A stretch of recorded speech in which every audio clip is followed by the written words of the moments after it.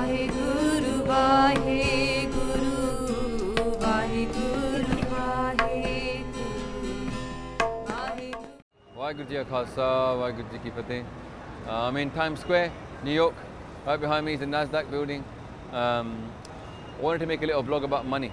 This place is all about money, right? It's all these shops, all these people, the offices just down here, downtown Manhattan is all about money, right?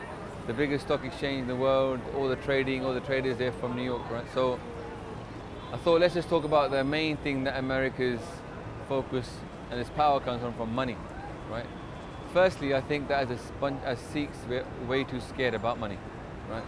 We're very good at making money. The Panth is very, very financially strong. But then when it comes to putting money into Panthic projects, we don't understand how money actually works. We end up putting things into buildings. When you put money into a building, it's not an investment. You spent that money. When you put money into something which is actually going to create more money, that's going to be an investment, yeah, not an expenditure. If you think about things like, for example, what we've got in the UK, we haven't got any big, highly funded organizations that can do big projects. Why? Because they've got no money.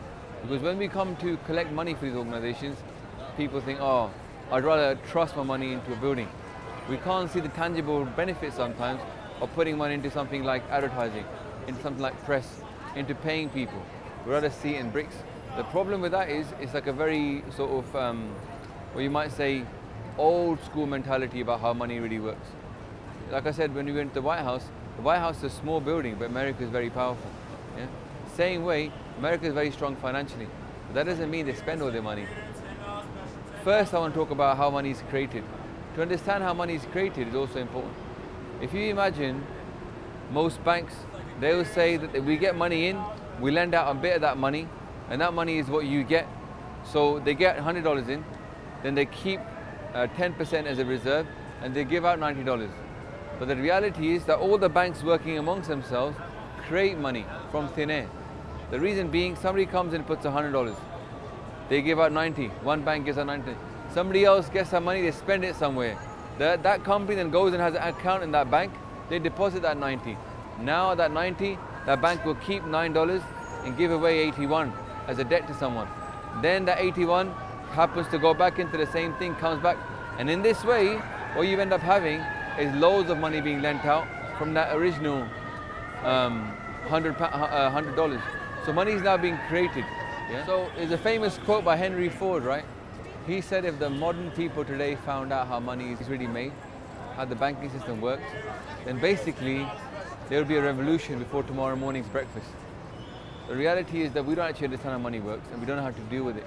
What I think is that our community is very shy about raising big funds and keeping that money to do something really big, right? We get afraid of money. We think that holy people shouldn't have any money. But if you think about it, right, the best people to give money to are the holy people, because hopefully they might know what to do. They won't be attracted by the greed of it. But also those people need to have a plan.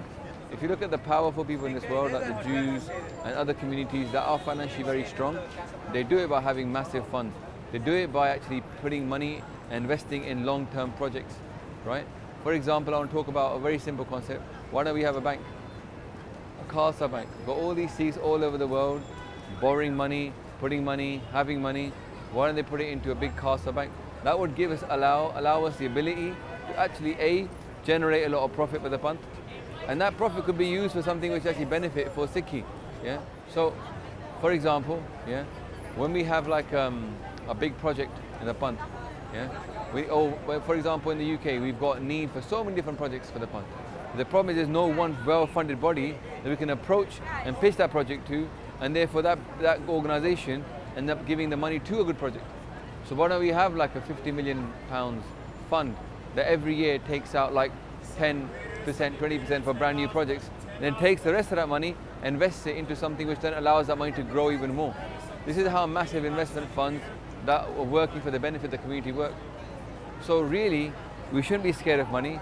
We should try and we should try and become successful and wealthy. Maharaj has blessed upon already with that. Then when we use that money, we should try to think about better uses than just sticking it into buildings. We need to give Daswan. 10% should be what we should give. But that Daswan shouldn't just go straight into massive building projects. We should be thinking about investing into our future.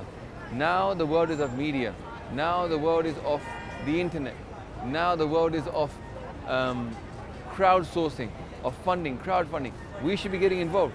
Imagine if there was a microfinance project for all these farmers in Punjab that we were funding. Those farmers in Punjab that are now having problems with massive interest rates, having to end up commit suicide. If we had a fund that we could give them money and they could drag themselves back out of this high level of debt and they could get back into maybe organic farming. That kind of thing needs a buffer zone. The thing we need is to start using our resources that Ahmad has blessed us already into putting it into long-term, well-financed Sikhi projects that actually end up becoming profitable in the long term. So we're in the place of money. Yeah? Don't think money should be avoided. Money is a shastra of Kaljug. It's like, arm yourself with knowledge. Same way, arm yourself with cash and use it for the right thing. Yeah? Maharaj has given us a job to be kirt karni and vand ke shakna, but it's our duty to use our brain when we spend that money. Don't just give it away to somebody. A lot of the time when I see Sikhs, they give money to a Baba. Why? Because they think they're going to get kirpa. They're not actually giving it because of that project. They're giving it because they think I'm buying the kirpa of that person. But you don't buy kirpa, right? You have to give it nishkam. So, hamme vich seva na ho gayi, taman birtha jaye. You don't get to do seva when you're in ego. So you can't get anything for yourself. So the thing is, think about the panth. When it comes to the svand, when it comes to the money that your guru has blessed you with, then use your brain and think about the panth, because it's not our money, it's the panth's money. So we actually given Guru's responsibility to take this money and spend it for the benefit of the panth. We're not giving the swand away to anybody. The swand is already in our pocket and it's basically burning in our pocket. So give it to the right projects.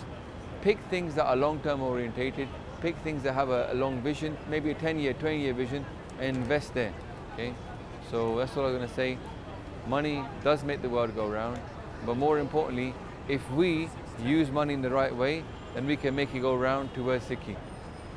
Waheguru Ji Ka Khalsa, Waheguru Ji Ki Fateh. Vaheguru Vaheguru